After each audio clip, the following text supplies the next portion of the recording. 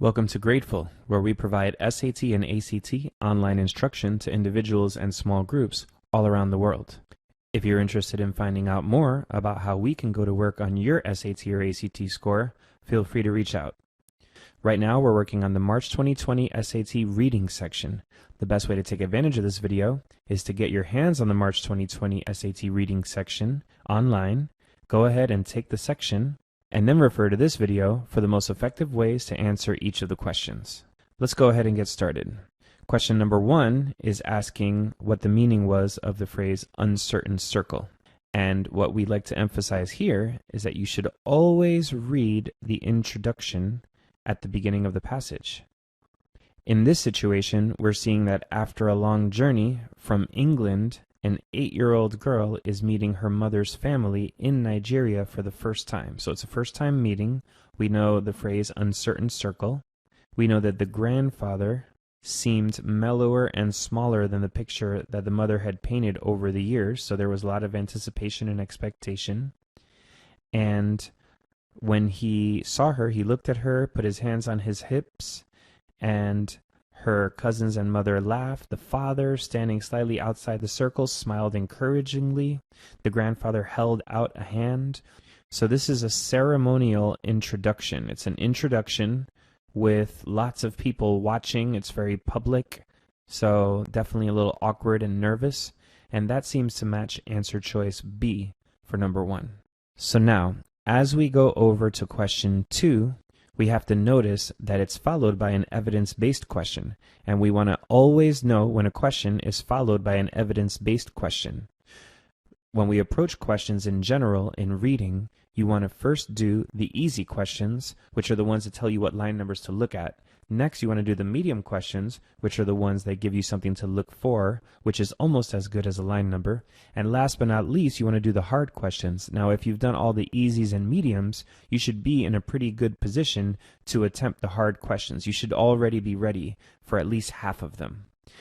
Now, to the evidence-based questions, if you have a short range, then it would be considered an easy question. So in other words, here we know that the first answer choice for number 3 starts on line 1, the last one ends on line 15. So that's 15 lines, so we're going to consider that to be easy. All we need to do in a question like this is read those 15 lines, which are right over here.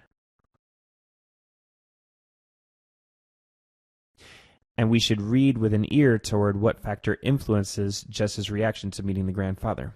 So what are we seeing that influenced her, that maybe biased her a little? It was this right here. Although he seemed mellower and smaller than the picture that her mother had painted for her over the years, Jess had a sudden and irrational fear that he might start shouting at her. So he's done nothing at all to give the impression that he would start shouting, other than what the mom has already said, the picture that she's painted. So that all matches up with answer choice D for number 2. Her mother had painted an ominous description of his temperament, and then the answer for number 3 is going to be that same quote, which is answer choice B for number 3, lines 3 to 7. Now going to question number 4, we would categorize this as a medium question because we're not getting a line number, but we're getting something to look for. We're looking for Jess's father. And so we can kind of scan through the passage looking for any mention of her father. The first mention we see is on line 10, her father, standing slightly outside the circle, smiled encouragingly at her. Then the grandfather held out a hand. So what are we seeing there? That the father has an encouraging attitude toward this first meeting with the grandfather. And that perfectly matches answer choice D, that the father wishes to promote Jess's introduction to the grandfather.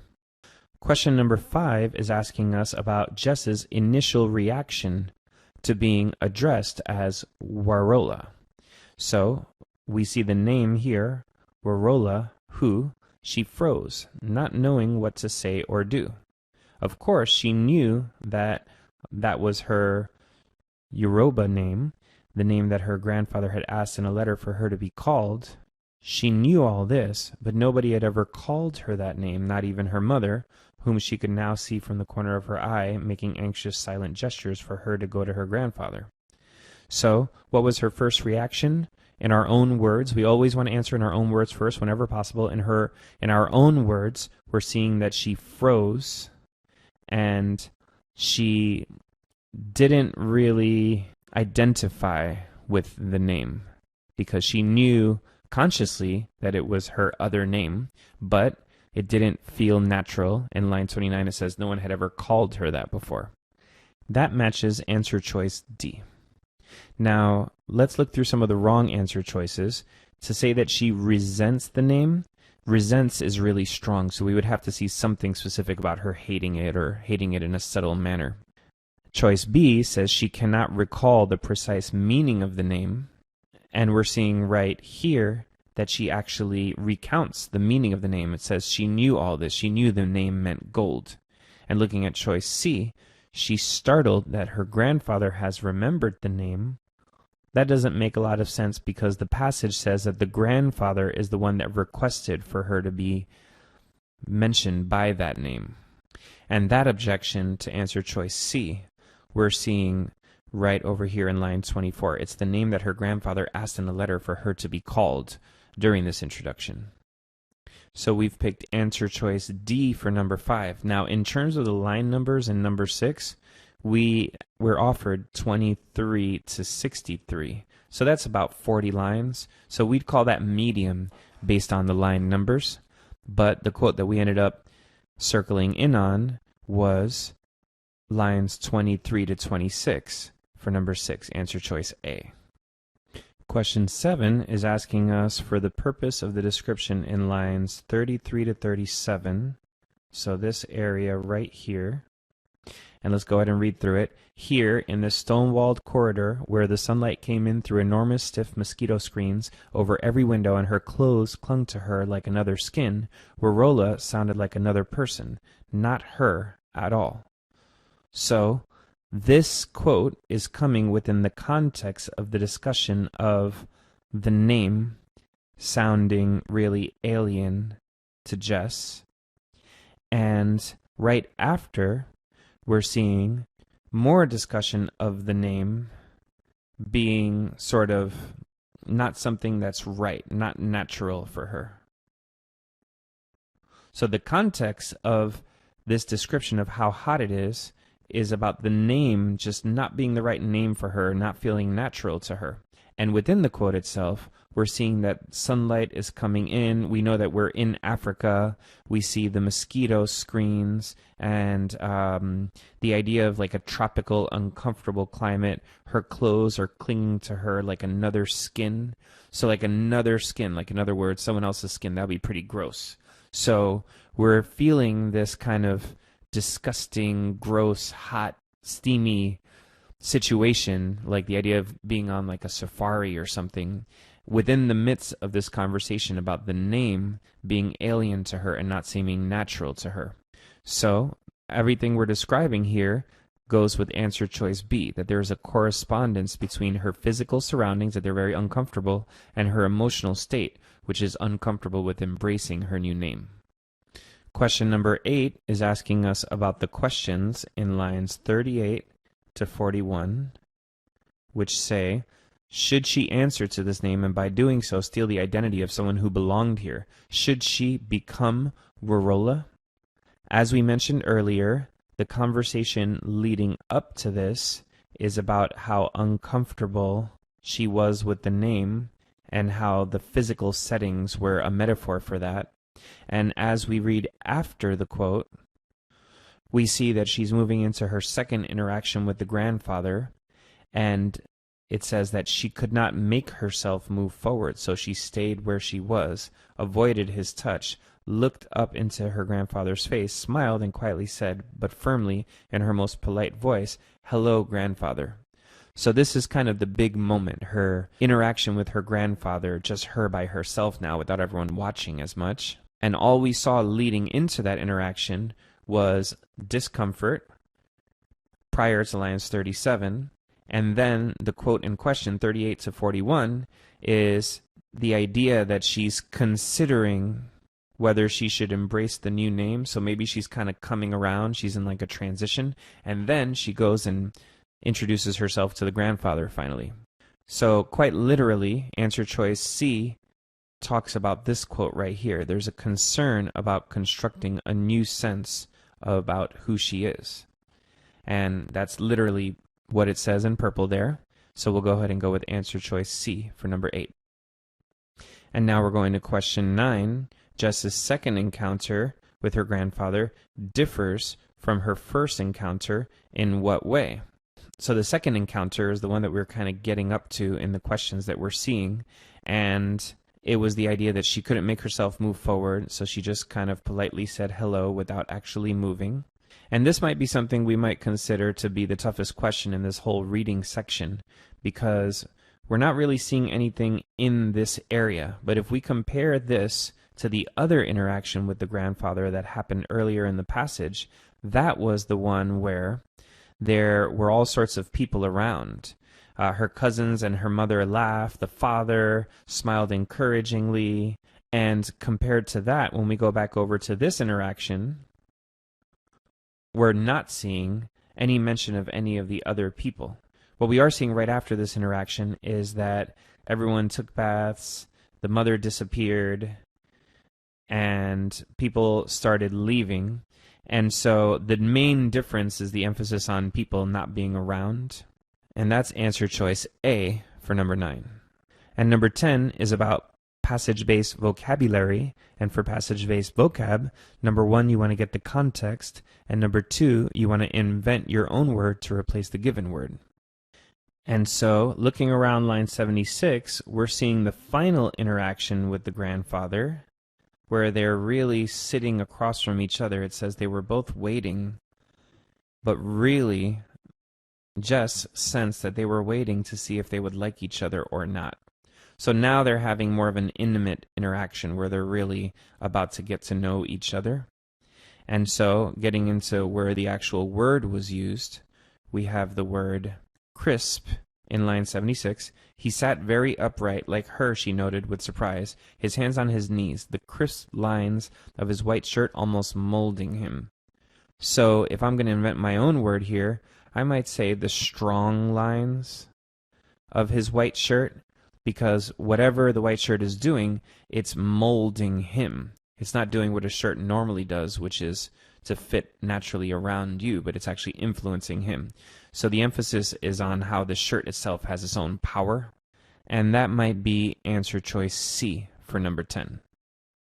And now we're going to question 11, and by the way, what we recommend when you're starting a new passage in reading is to do a fast first read of the passage, no more than around 60 seconds. And the reason for that is that when you try to do too much at once, if you read the passage really deeply, trying to exactly take everything in, knowing that you're going to be answering questions on it later, what you're doing at that moment is too much for most people to handle. I would say almost all people. And by trying to do too much, we get nothing. And I'm sure every person listening to this has had that feeling of reading something and not being able to remember what you read. And that comes, in my opinion, when you're trying to do too much at once. So instead of that, we recommend that when you first get to a passage, you kind of, I don't want to say the word skim, because it's almost a dirty word in academics, but something in between real reading and skimming. Now, when it comes to fast reading, it's not black or white. It's not reading or skimming. I view this as something of a spectrum. You can be a little more skimmy, a little more fast, skipping a few more words, or you can be a little more comprehensive, a little more slow, and a little more paying attention to every detail. And you want to be in tune with exactly which level works for you, but the first read of the passage should be the fastest of those.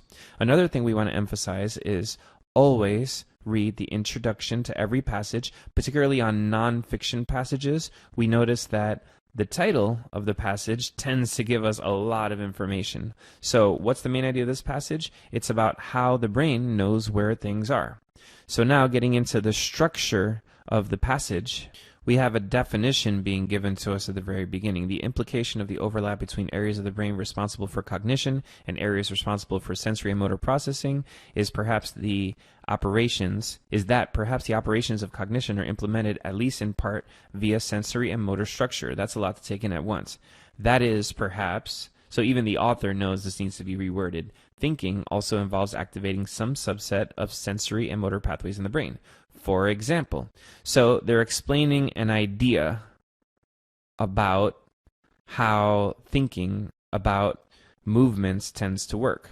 And at the end, we see the theory that thought might involve simulating the activity patterns in our sensory and motor areas of the brain is called grounded or embodied cognition. So they're giving us a theory in the beginning.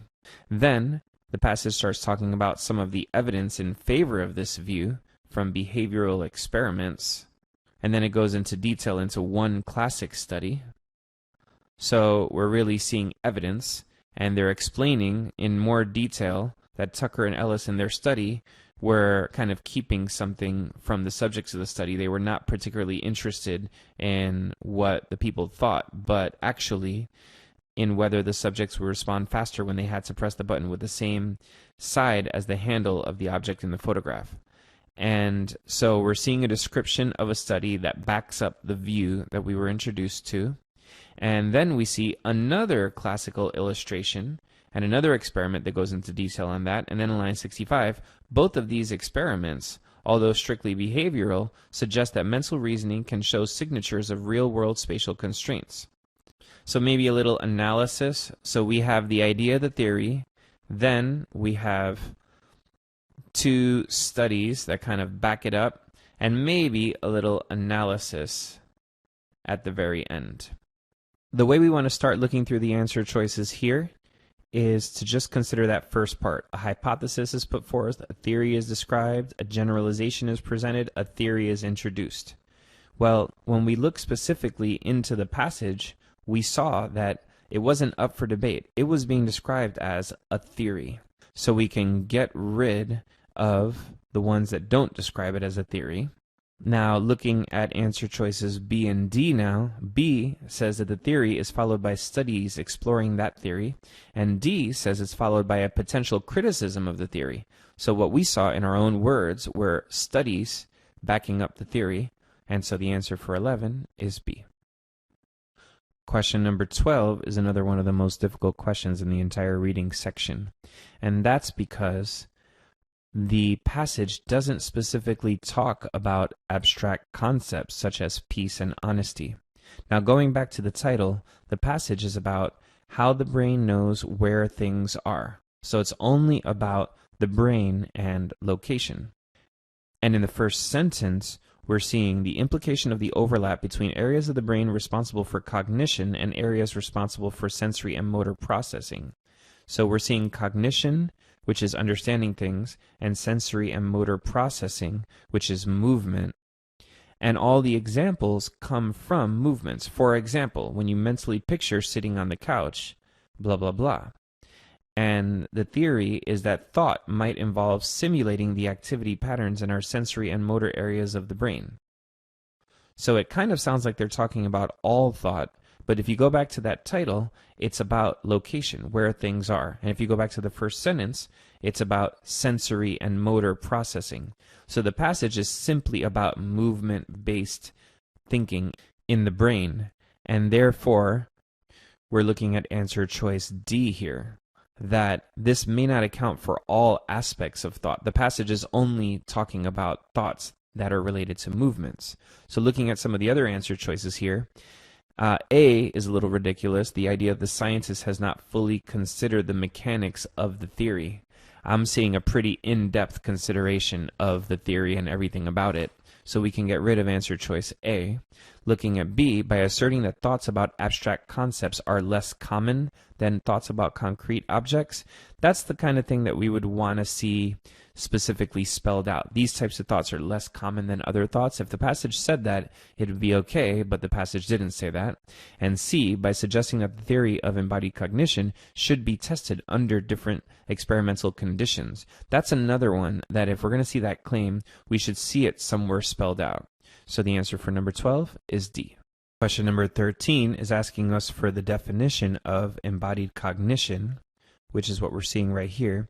It's the theory that thought might involve simulating the activity patterns in our sensory and motor areas of the brain, and that's called grounded or embodied cognition.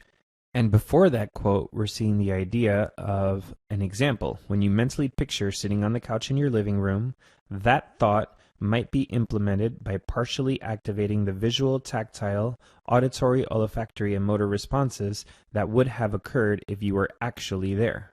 So, the idea that thinking about doing something activates the same part of your brain as actually doing that thing. And then it goes ahead and says that's the theory of grounded or embodied cognition.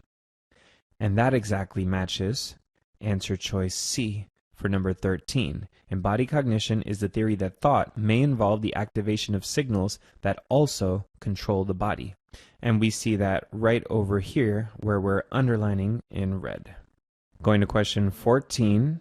As we said, when you have a passage-based vocab question, number one, you want to get the context. You want to think about the momentary main idea, what was going on at the moment that that word was being used.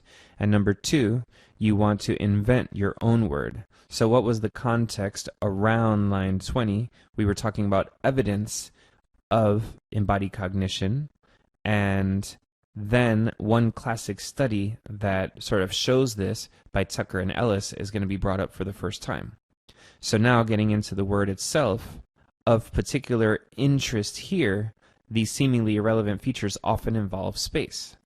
So in our own words, we would say if it's of particular interest, I would say it's of particular relevance to what they're talking about right now. That's why we're interested, right? And that matches answer choice B. This is of particular importance because it's backing up the theory that was just explained to us. So the answer for 14 is B. Question 15 is asking us for the meaning of the word classic in line 21 and 52. So right here we have it in line 21. It says, in one classic study, Tucker and Ellis asked subjects to do something, blah, blah, blah, and it's backing up the theory of grounded or embodied cognition that had just been given to us. And going over to line 52 now to go ahead and see the way it's being used in that area of the passage, another classic illustration of a seemingly unnecessary connection between space and cognition comes from mental rotation experiments. So these are classic studies. They're very important studies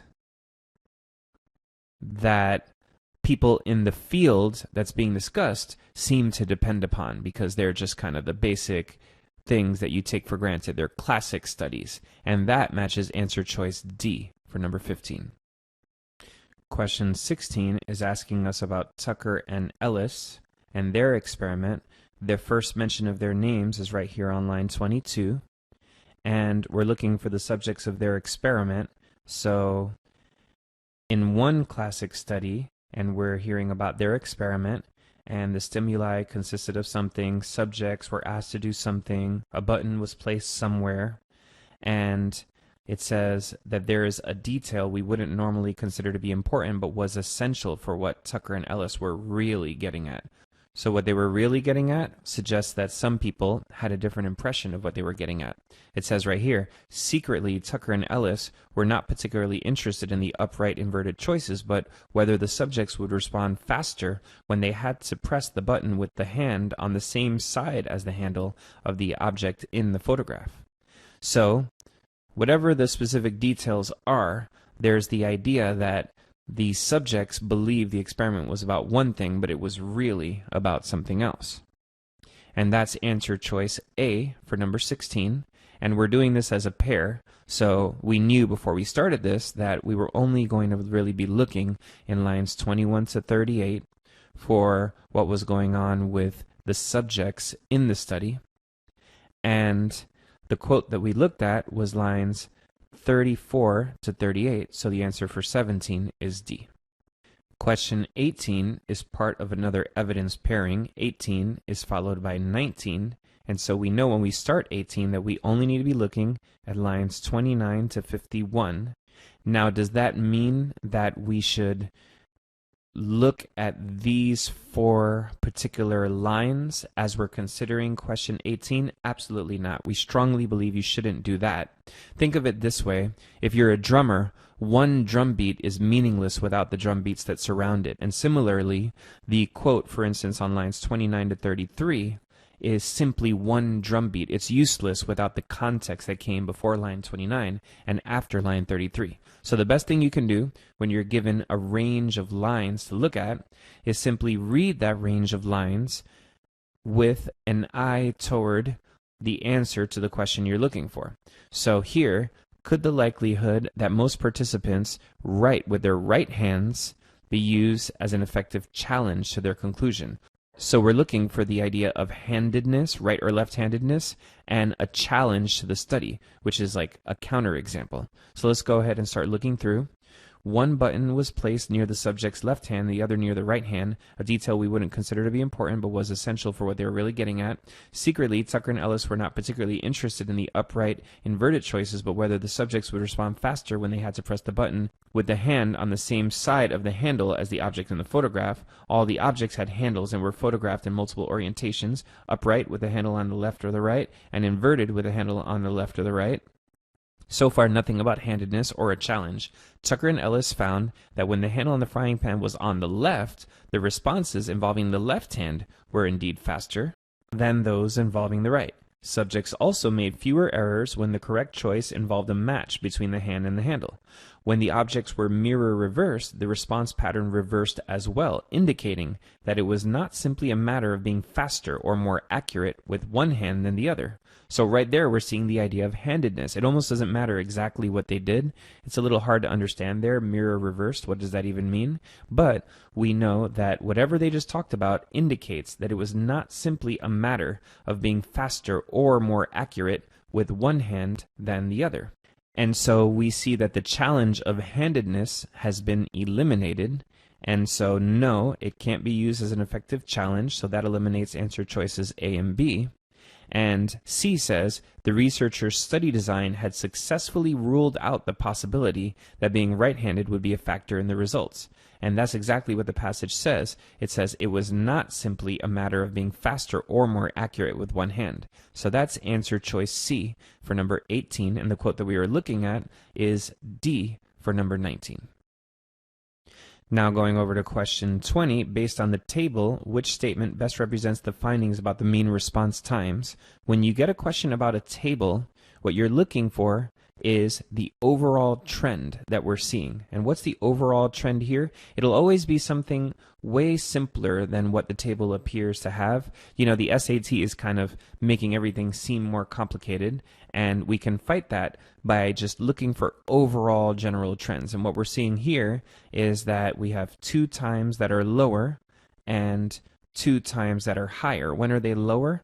They're lower when we have the same hand, left and left and right, so the same side has numbers that are lower. And when are they higher? Right here, when we have opposite sides. When we had the left orientation and the right hand, or the right orientation and the left hand. So the summary is, when we have something on the opposite side, it's slower, and something on the same side, and it's faster. And that's answer choice D for number 20. Subjects responded the fastest when presented with objects with handles on the same side as their response hand for both the object handle and orientations. Question 21 is asking, how would an advocate of the theory in this passage explain the table? And the table, as we saw already, said that when something was on the same side as the hand that was being used to grab it, the response times were faster, and the opposite. When it was the opposite side, the response times were slower. Now, the part of the passage that discussed that was mainly starting around line 52. We see that in the mental rotation experiments, the amount of time that it took for the subjects to make the judgment varied proportionally with the amount of rotation that would have been needed to bring the 2 objects into alignment had they been real. So that wording there is a little curious, but it means that the subject is imagining the amount of rotation that would have been needed. In other words, the amount of rotation that has to be done in the subject's mind. And that matches answer choice C, the idea that when things are on the opposite sides, they're slower. And it says when the response hand is on the side that is opposite the object handle, the brain must take longer to adjust to the mental visualization. This is a pretty difficult question because the wording from lines 60 to 64 seems very different than the wording in choice C of question 21, but they are really saying the same thing.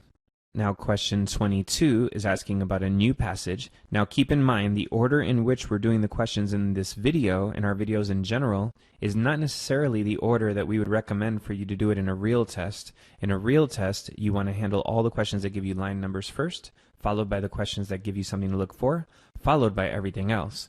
And here we're doing them in order for the sake of the organization of the video. So let's go ahead and look at question 22. Based on the passage, which situation is most similar to that described in lines 10 to 33? And in lines 10 to 33, we're seeing, much like photosynthesis or vitamin D production, it's a trade-off. In the frog's case, faster development in a higher risk environment. So where are we seeing faster development in a higher risk environment? And that sounds exactly like answer choice B for number 22. The deer is foraging in an area with plentiful resources, so that would give you faster development, in close proximity to predators. That's the higher risk environment. So the answer for 22 is B. And now we're going to question 23. The passage indicates that burrowing in mud may benefit some amphibians. How? This is what we refer to as our medium question because it's not giving us a line number, but it's giving us something to look for. And you want to keep practicing, and you'll eventually, very quickly, get very good at kind of scanning through the passage, looking for certain key words that are given to you in the questions. So here, burrowing in mud stands out like a sore thumb around line 16. And what's being said about that? In addition to behavioral changes like burrowing in mud or laying eggs in logs or under rocks, and the production of natural sunscreens, amphibians have redundant systems for DNA repair, including DNA photolase. So, we're seeing behavioral changes like burrowing in mud, laying eggs in logs or under rocks, and the production of natural sunscreens, and the redundant systems for DNA repair are being mentioned in the same breath as those other things. And those are maybe something I would consider to be evolutionary improvements. Now, all of those examples were given to us in the context of a conversation on UVB radiation. So it says, of course, like most creatures living under the sun, amphibians are well defended against UVB radiation. In addition to behavioral changes that protect them from UVB radiation, they also have the redundant systems for DNA repair. So all of these evolutionary improvements are going to help from UVB radiation. And that's going to be answer choice C for number 23, limiting their exposure to sunlight, in other words, UVB radiation. Now, it's not going to be B, because B talks about repairing damage, which is different than just protecting yourself from that damage. A is delaying egg hatching, which is a really specific thing, and it would be okay if we saw that in the passage, and we don't.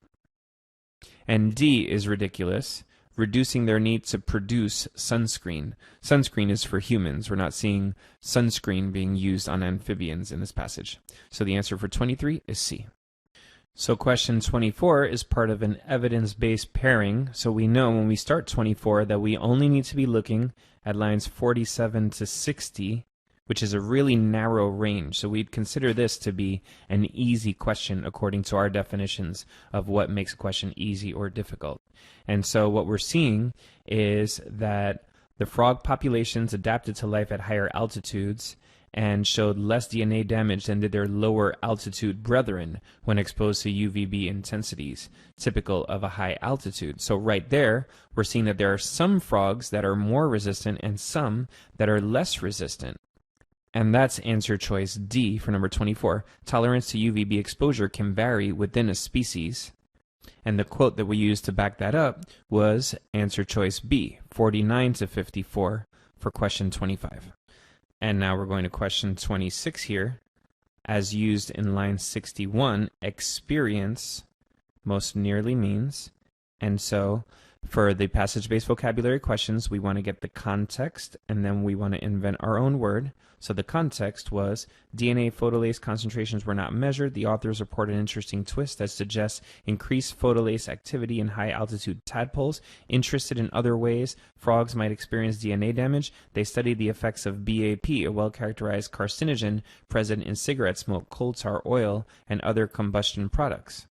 So now they're turning their attention from UVB to BAP, and to invent our own word, we're interested in the way that other frogs might experience DNA damage. I might say in my own words, go through DNA damage. So when you're inventing your own word, it doesn't need to be a single eloquent word. It just has to characterize the situation in our own words without looking at the answer choices, so we're fully processing what's going on.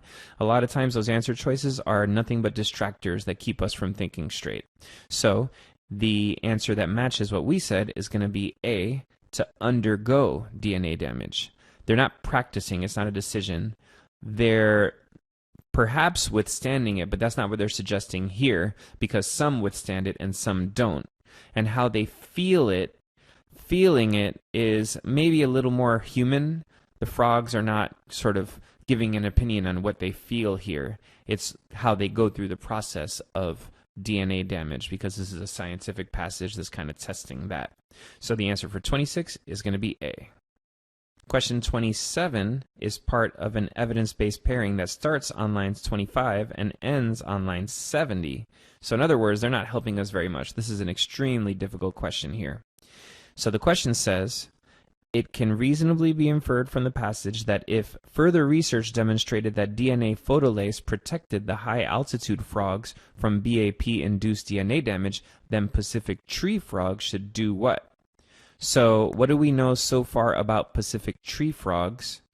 Right here in blue, we see that the Pacific tree frogs were very resistant, and they're referred to as the ones that had the highest concentration of photolase. Now, we also saw that there was a strong correlation between UVB-resistant frog species and increased photolase activities. So that's all just backing up the idea that the Pacific tree frogs have the highest concentration, and they're the ones that are known for having the most UV resistance. Then, when we get in toward the end of the passage, we're seeing this very challenging quote right here. We're seeing that activated BAP binds with DNA, causing a kink in the DNA helix just like UVB. A specialty of DNA photolase is kinky DNA. It turns out that high-altitude frogs had less BAP-induced DNA damage compared with their lowland cousins. So the high-altitude frogs were the Pacific tree frogs in one example, and they had less BAP-induced DNA damage, although their photolase evolved not in response to BAP, but in response to UV, in response to being more exposed to the sun than other animals. So in lines 66 to 70, we're seeing that the high-altitude frogs, because they have the photolase, they're also protected from BAP, which is the cigarette carcinogen. And so that's answer choice A for number 27. They'll demonstrate a similar ability to cope with BAP pollution in their environment. And that is if further research demonstrated that DNA photolase protected the high-altitude frogs from BAP damage. So all of this is pointing to the idea that the frogs that are protected from the sun, that same protection also would afford them protection from cigarette smoke. So the answer for 27 was A, and 28 was D. 29 is our passage-based vocab question where we want to get the context, and then we want to invent our own word. So the context around the word confirmed right here is the example of the frogs being protected from BAP DNA damage was just mentioned, and now we see that added protection by DNA photolase, maybe. So maybe the DNA photolase protects the frogs from the BAP damage. Until enzyme concentrations are confirmed, any added protection cannot yet be attributed to increased DNA photolase. So the scientist is just being extra careful to say that we don't know 100% for sure that photolase is the thing that's doing that, and that testing out the enzyme concentrations is the thing that will help that. So in our own words, we may say, until the enzyme concentrations are proven, is the word that maybe I would use on my own. We need to prove that the enzyme concentrations are there. And that matches answer choice C, verified. To verify something is to prove that it's true. So the answer for 29 is C. So question 30 is about figure 1, and when we get questions about the tables or the figures, we want to just look for the overall trend. And what's the overall trend here? The amount of photolase activity is really low in this direction and high in this direction. And for the salamanders, it's low in this direction and high in this direction. And for who is it low? For the ones that are under stones, unexposed. And who's it high for? When there's open, shallow water or high exposure to sunlight. So the higher the exposure to sunlight, the more photolase activity. Similar for the salamanders, hidden and unexposed has less photolase activity, and in open water with some exposure to sunlight has higher photolase activity, although not as much of a range as it was for the frogs. So looking through the answer choices, let's try to weed out some of the ones that are ridiculous. So answer choice A says, only amphibian species with photolase activities less than or equal to 0.7 lay their eggs where there's no exposure to sunlight. Well, that makes sense because the ones that are sort of on the smaller side have less exposure to sun, so we'll leave that one for later. B, amphibian species with photolase activity greater than 3.5 lay their eggs in locations with high exposure to sunlight. That matches the trend of the passage. But when we look over here on the bottom, the ones that had exposure to sunlight had a photolase number of 1.0. And similarly, the frogs that had 3.5 were attached to debris near the surface and somewhat exposed to sunlight. So we're disagreeing with the idea that all species greater than 3.5 lay their eggs with high exposure, because when we look at the 6.1 right here, we have variable exposure, which is not high exposure. So we can get rid of answer choice B. It's kind of going too far with the numbers. Coming over to answer choice C, only the amphibian species with photolase activity of 7.5 or greater lay their eggs in areas with variable exposure to sunlight. So 7.5 or greater is this one right here, and it has high exposure to sunlight, not variable exposure to sunlight, so we can get rid of answer choice C. Going over to answer choice D, all amphibian species with photolase activity of 1.0 or greater lay their eggs in open, shallow water. So right here, we're seeing 3.5, and that's attached to debris near the surface, not open, shallow water, which is this one right here. So we've disproven answer choice D, and the only one left standing is A for number 30. Question 31 is directing us to figure 1, asking us which species lays its eggs in locations with the greatest exposure to sunlight. The only one that says high exposure is this one right here, and that's answer choice C for number 31.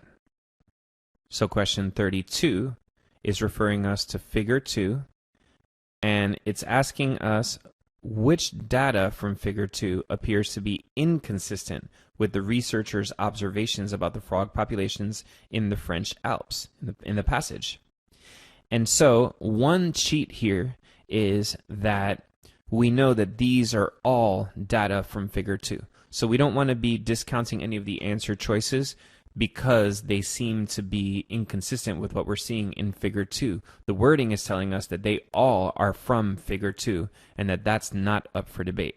But what were we seeing about the frog populations in the French Alps?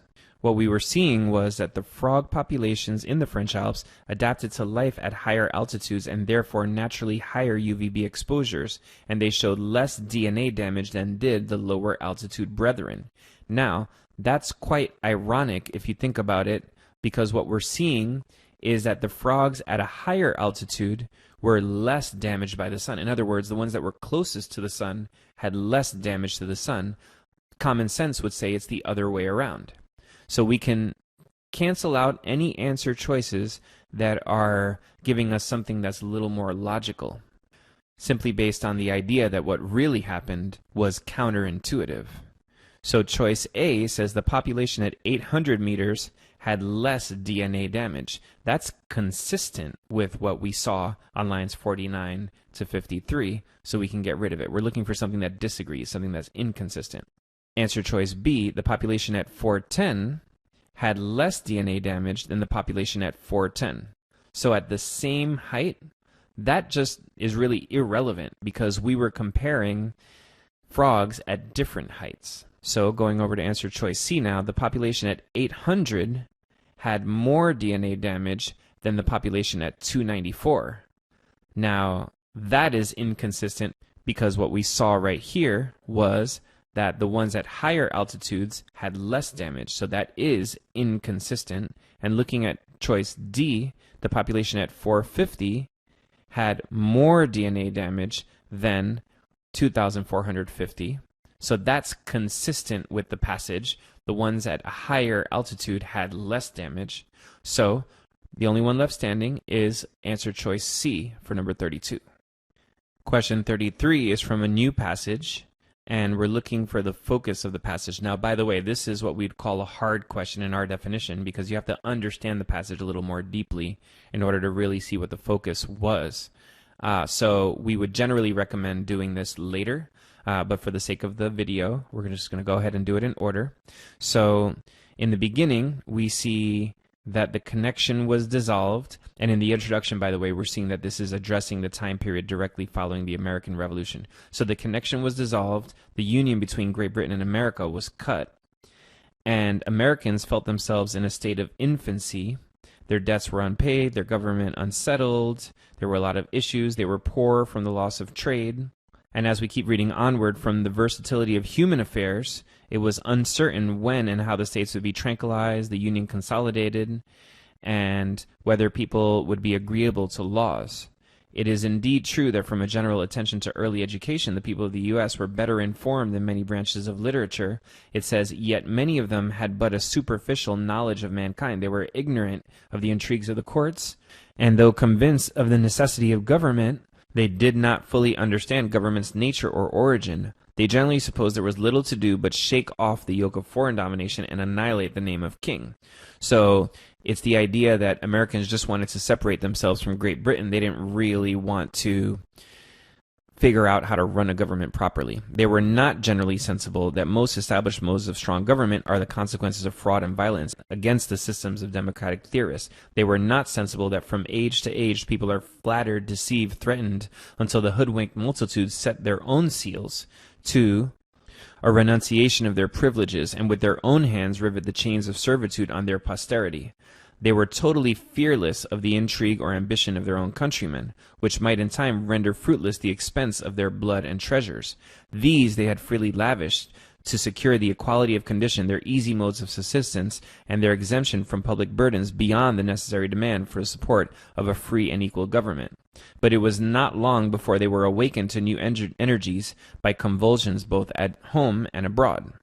New created exigencies or more splendid modes of government that might hereafter be adopted had not yet come within reach of their calculations. Of these, few had yet formed any adequate ideas, and fewer indeed were sensible that though the name liberty delights the ear and tickles the fond pride of man, it is a jewel much oftener the plaything of his imagination than a possession of real stability. It may be acquired today in all the triumph of independent feelings, but perhaps tomorrow the world may be convinced that mankind know not how to make a proper use of the prize generally bartered in a short time as a useless babble to the first officious master that will take the burden from the mind by laying another on the shoulders of tenfold weight. This is the usual course of human conduct. Okay, so now the passage is going from talking about the United States to the usual course of human conduct, maybe in different countries.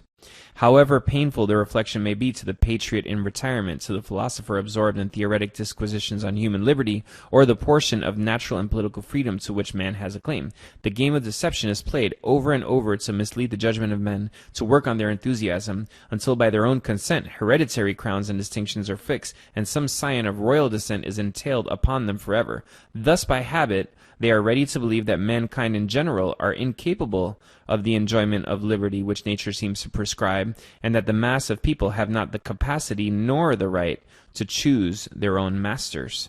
So what's being said here is that although the Americans seem to be obsessed around the time of the Revolution with getting rid of Great Britain, what they were not aware of is that oppression happens over and over again in all situations, and it's something that always needs to be looked out for. Interesting. So we can say that the main focus shifts from what was going on in the U.S. to what happens generally, where people tend to not be protective enough of their own liberty. And that sounds exactly like answer choice A for number 33. Question 34 asks us about the phrase, a child just learning to walk, in line 7. And so the context surrounding that is what we discussed a moment ago, that the knot of union between Great Britain and America had just been cut. The independence of the U.S. was clearly established on the broad basis of liberty, but the Americans felt themselves in a state of infancy, just like a child learning to walk. They were afraid of their own movements. Their debts were unpaid, their governments unsettled, and the people out of breath by their long struggle for freedom. So the idea that they were inexperienced regarding how to actually run their own country, they had done so much work to get rid of Britain, and the reality set in that now they actually had to do the job themselves of managing their own government. And that's answer choice B for number 34, emphasizing the inexperience of Americans in navigating their new political position, which was independence and a government that was in definition based on liberty, it says right here, but they were just kind of figuring out what that practically meant. So the answer for 34 is B. And going to question 35 now, after Americans won independence, what did they question? So let's go ahead and look in the passage again. So the winning of independence was right here, and then there's a big characterization of the U.S., of the people running the U.S., as very inexperienced and worn out from a long and expensive war. And it was yet uncertain, we're seeing, when and how the states would be tranquilized, or whether, if established, the people would be administered agreeable to the laws founded on the beautiful theory of republicanism. So in other words, they were questioning whether or not they were really going to be able to manage their own government. And that is answer choice C, whether they were able to create a political system that appeases all citizens.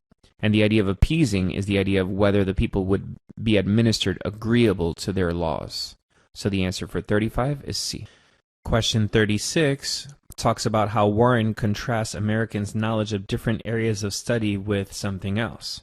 And we're seeing that right over here. From a general attention to early education, the people of the United States were better informed in many branches of literature than the common classes of men in most other countries. So right there, we see Americans' knowledge of areas of study. And what's that being contrasted with? It says, yet many of them had but a superficial knowledge of mankind. They were ignorant of the intrigues of the courts, and though convinced of the necessity of government, did not fully understand its nature or origin. They had generally supposed there was little to do but shake off the yoke of foreign domination and annihilate the name king. So that's a big mouthful there, but the most basic part of that says they had but a superficial knowledge of mankind. And that is human nature. So although they were really book smart, they didn't realize that evil was still lurking in the shadows. So the answer for 36 is B. Now, question 37 is part of an evidence-based pairing, so we want to go ahead and handle them together. It's a difficult one because it starts on line 19 and ends on line 69. So we're talking about 50 lines, more than half of the passage.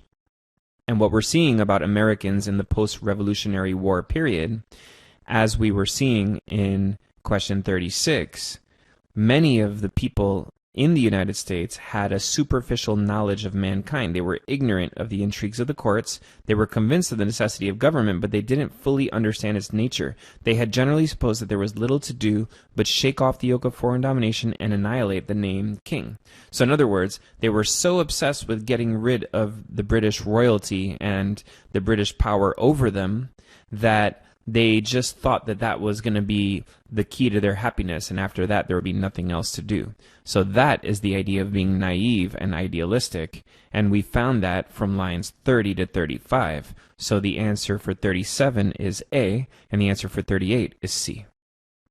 Question 39 says, according to Warren, there's a historical pattern of governance that should serve as a warning to Americans that most successful governments are what? And most successful governments is this phrase right here. Most established modes of strong government are usually the consequences of fraud or violence against the systems of democratic theorists. So we're seeing that most successful forms of government are acquired by violent and dishonest means. And that's answer choice D. They're willing to use treachery, which could be violence and dishonesty, and intimidation, which is violence, to maintain their position of power. So the answer for 39 is D. Question 40 is saying that Americans wanted a political system that did not require much of them. And that's what we were seeing starting around line 44. The Americans were totally fearless of the intrigues or the ambition of their own countrymen, which might in time render fruitless the expense of their blood and their treasures. These they had freely lavished to secure the equality of condition, their easy modes of subsistence, and their exemption from public burdens, beyond the necessary demands for the support of a free and equal government. So right there, it says that what Americans wanted was an exemption from public burdens, beyond the necessary demands for the support of their government. So an exemption from public burdens is the idea that you're not required to participate publicly in your government, and that is answer choice B, lines 48 to 52.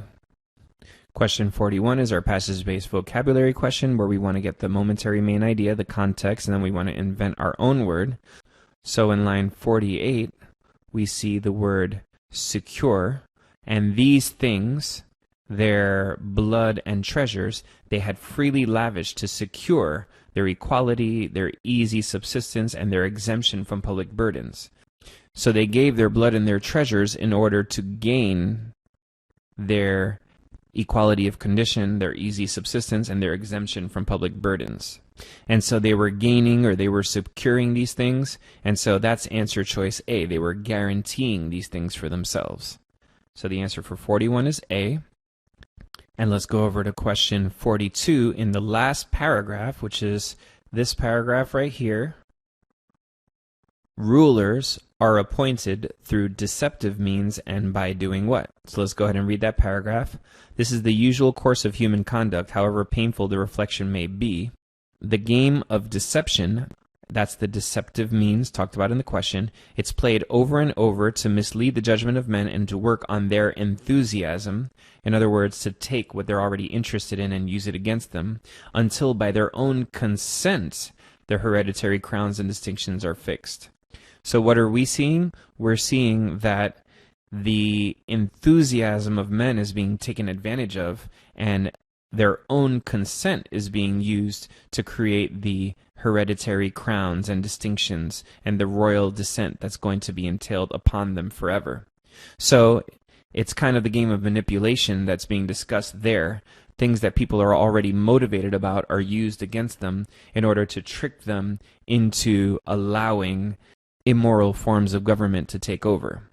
And so that's answer choice D, that these things are being done through the compliance of the public themselves.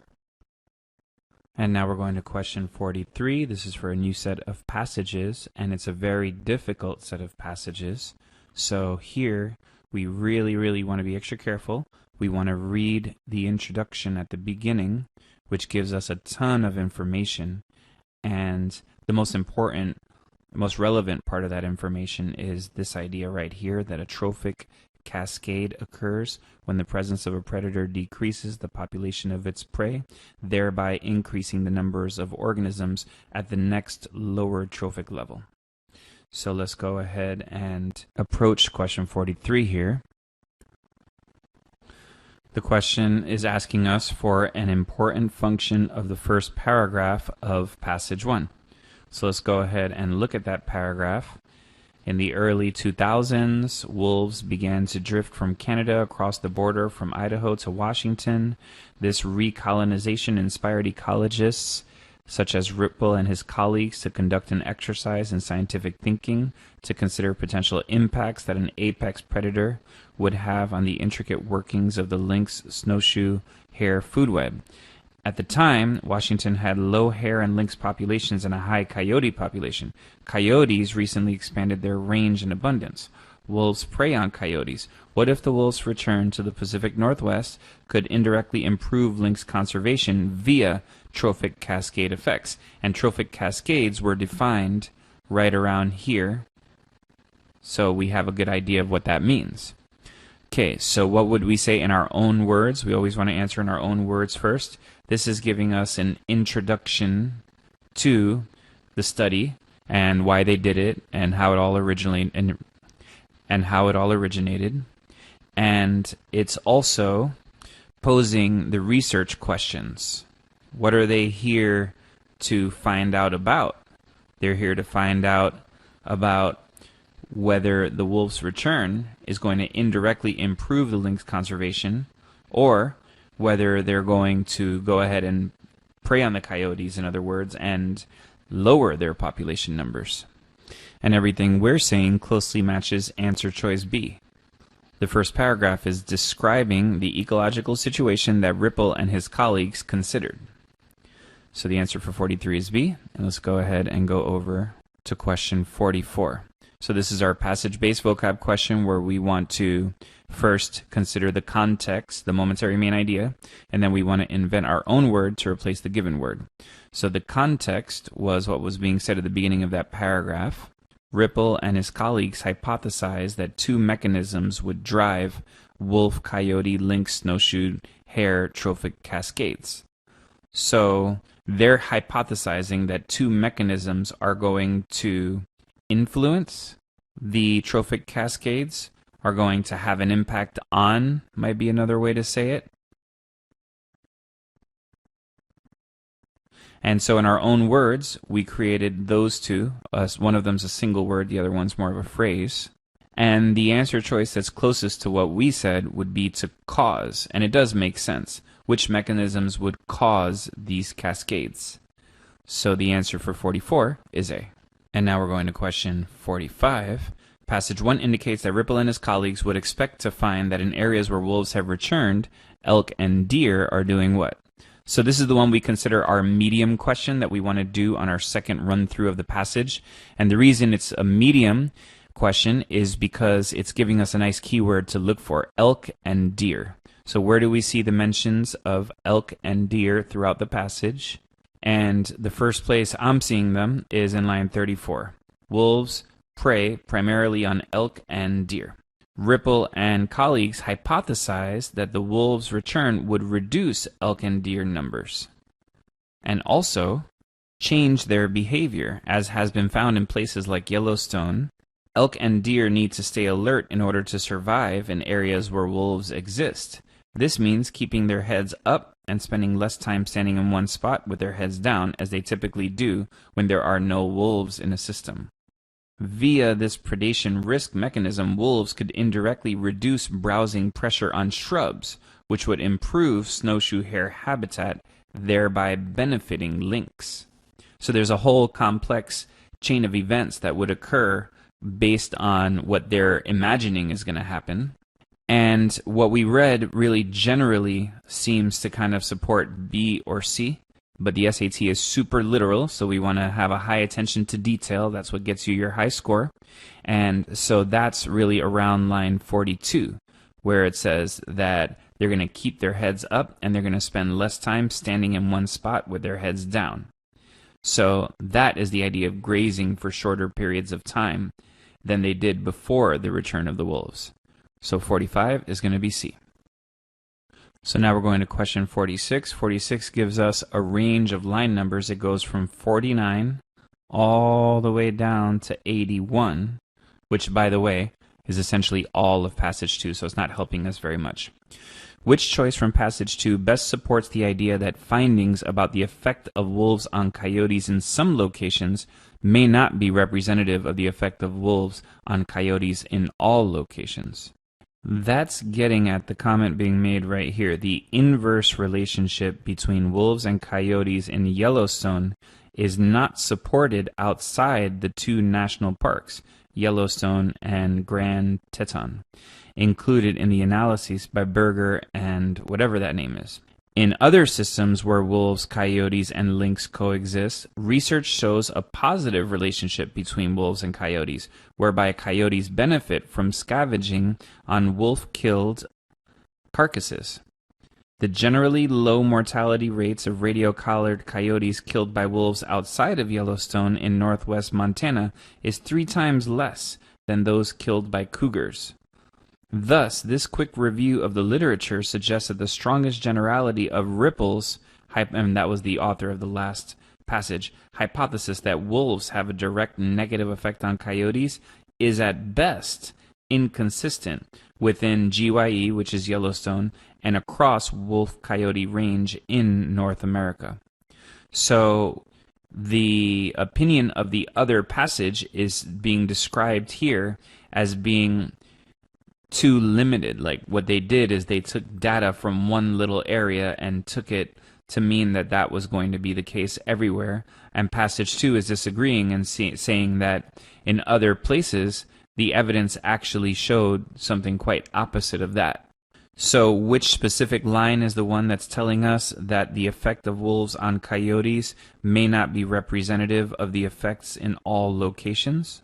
I would say out of everything we highlighted in green, the one that says it the best is the line in 61 to 64. The inverse relationship between wolves and coyotes in Yellowstone is not supported outside of the two national parks, included in other analyses. So we'll go ahead with answer choice C for question 46.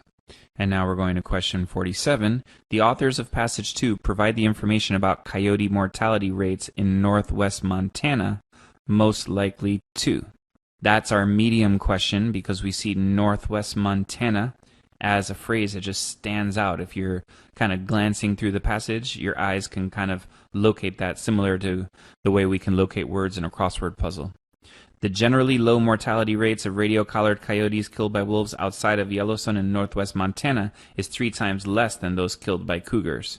Now that was, as we mentioned for question 46, a part of the greater explanation that the passages that say that wolves negatively impact coyote numbers is kind of too narrow and it's not based on a big enough pool of evidence. What it's doing is saying that wolves are not as much of a threat as is believed by other researchers.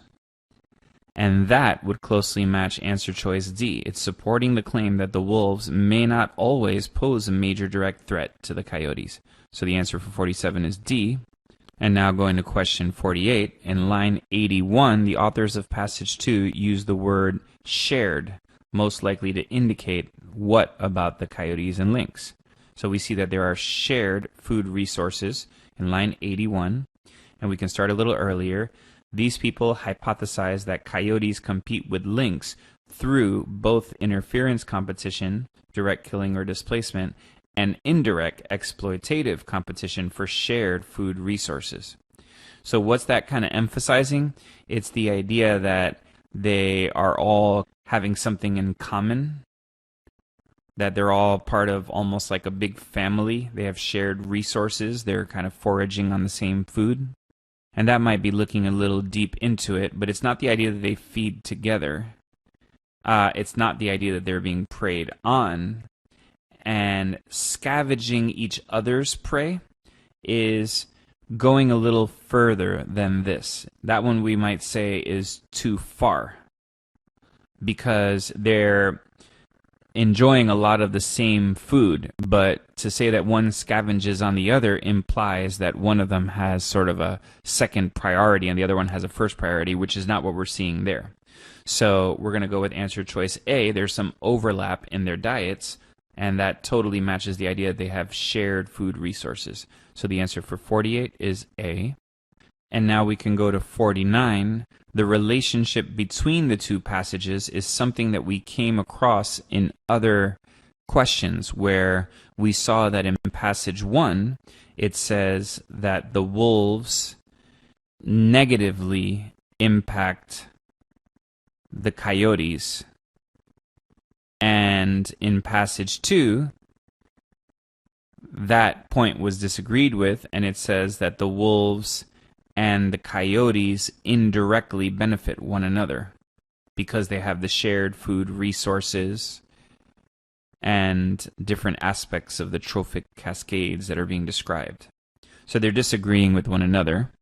Passage 2 is the one that specifically challenged aspects of the hypothesis in passage 1. And we can see that that specifically was mentioned right over here as one example. Ripple, etc., speculated that these interactions are in part responsible for the imperiled status of the lynx. Unfortunately, evidence for interference competition is essentially limited to anecdotal observations. And the other place where the passage was challenging Ripple would have been right here.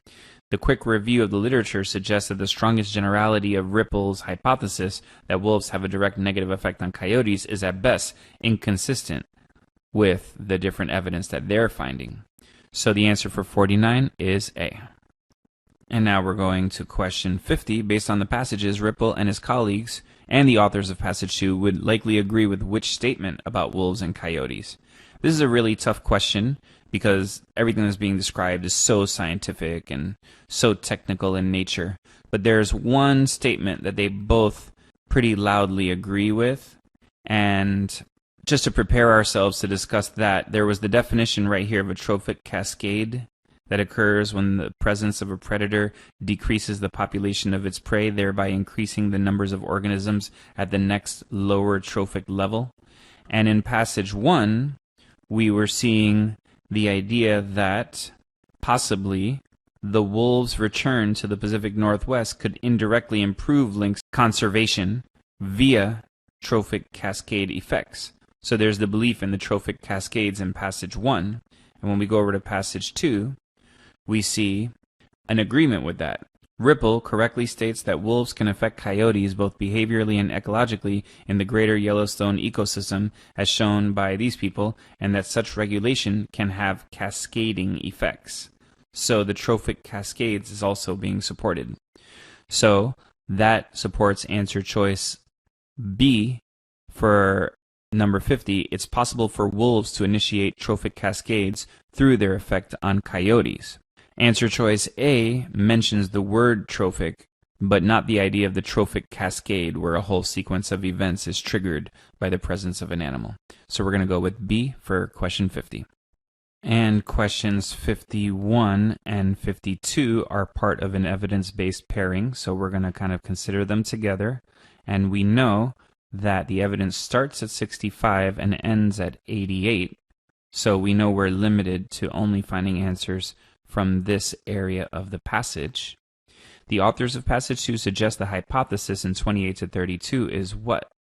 And so going over to 28 to 32, the hypothesis that was given was the idea that the researchers further hypothesized that because coyotes also prey on lynx, a reduction of coyote numbers by wolves would release predation pressure on lynx.